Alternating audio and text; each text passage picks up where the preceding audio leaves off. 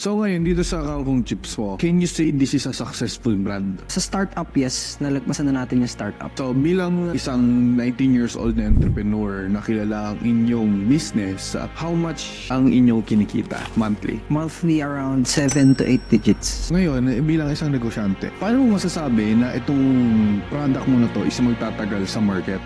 Because I think long term for the product.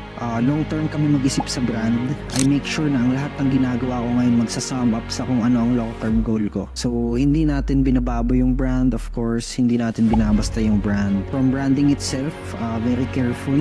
Palaging tip-top yung performance ng mga lalabas nating quality contents.